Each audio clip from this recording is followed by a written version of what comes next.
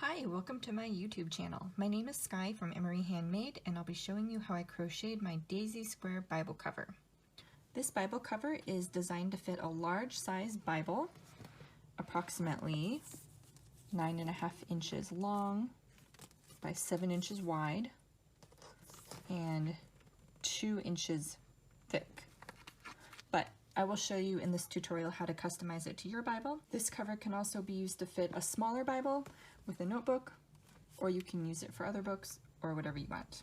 The Daisy Square pattern I used for my Bible cover is the Ditzy Daisy Granny Square by Lullaby Lodge Crochet on YouTube and Instagram. I will not be showing you how to crochet the daisy squares, but I'll leave a link in the description for the Ditzy Daisy Granny Square. You can use any daisy granny square pattern you want as long as your squares end up being 3 inches by 3 inches. Here are the materials you'll need to crochet this Bible cover. You'll need 12 daisy squares completed with the ends woven in, a skein of weight 4 yarn that matches the background of your daisy squares. You'll also need a 5mm crochet hook, scissors, a yarn needle, and some buttons. I picked these clear plastic flower ones. I'm only going to use 2, but you could use 3 if you want to. I'm not going to crochet the entire Bible cover on camera, but I've made several examples of the Bible cover in different stages, and I'll be switching between them to show you the different steps. I'm going to show you several types of yarn that I use. These green ones are I Love Cotton from Hobby Lobby. I'm also going to use acrylic. This is Pound of Love.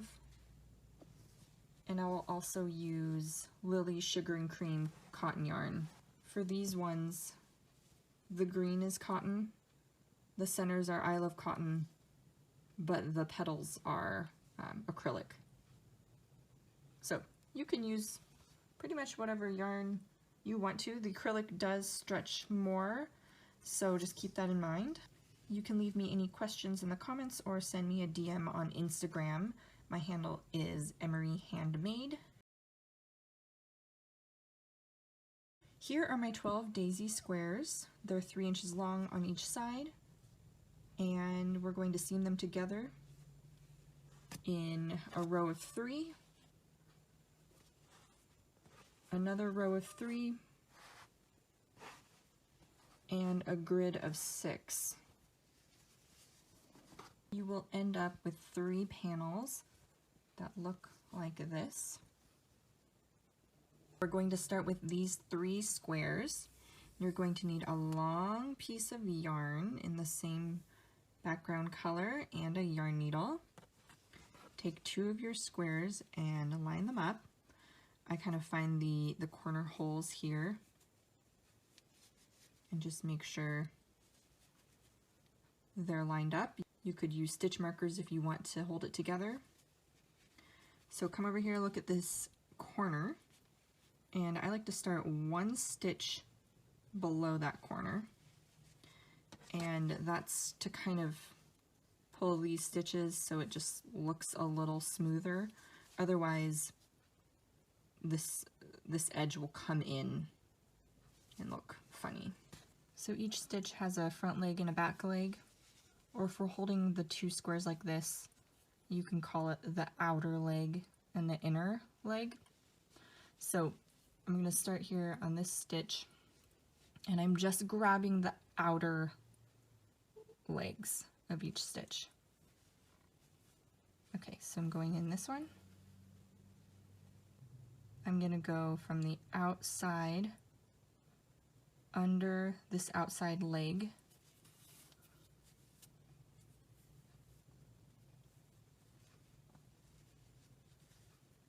and then I'm going to grab the corresponding leg from the other side.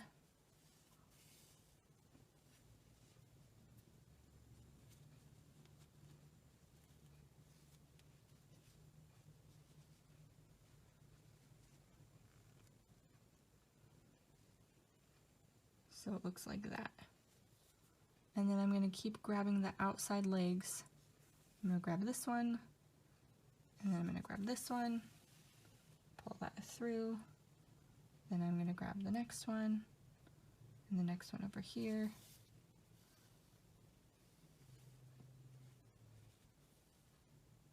So I'm just weaving back and forth, grabbing every stitch.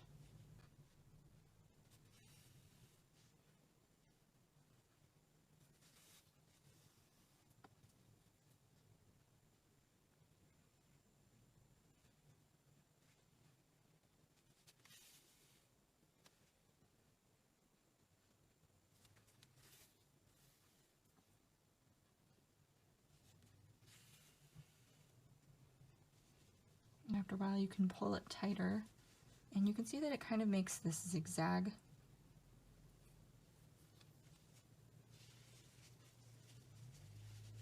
Make sure those are lined up.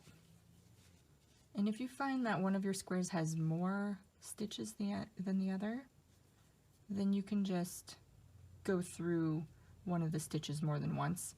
Like I can kind of see that there's more stitches on this panel than this one, on this square.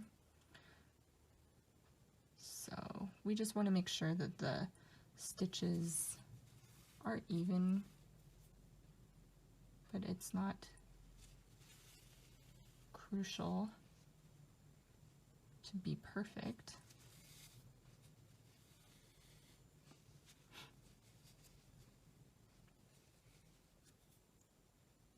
So I'm going to grab this next stitch, but I'm going to go back through this one, which I've already gone through, and that's okay.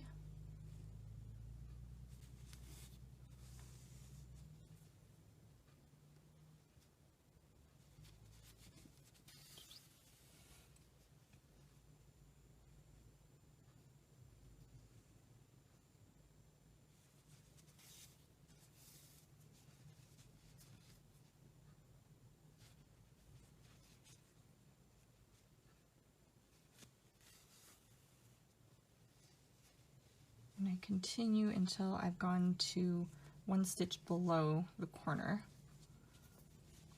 So when you open up your two squares, hopefully it looks like a rectangle, not some other weird shape. So then we're going to just stitch back and forth this way, but the opposite direction. So here, this makes a point upwards. So I'm going to go back, up, and then down the other side of the mountain. And that kind of flattens out that mountain.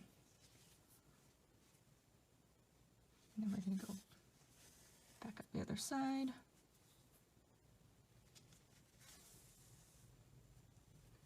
And hopefully you can see that it's not zigzag anymore, it's becoming more of a straight line. So we're just going to keep doing this till the end.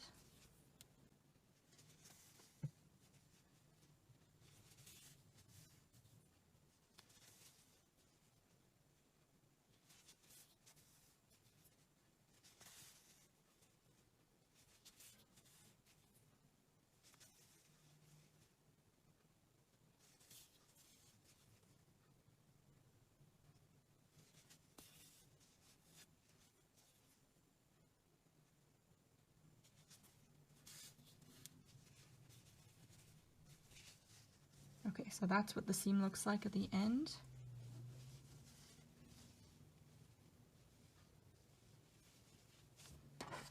So it should kind of look like this. You can seam your squares together however you like, but this is the way I like to do it.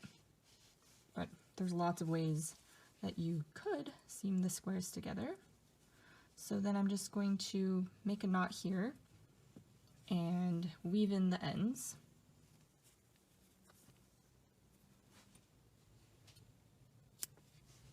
So I'll weave in those ends later.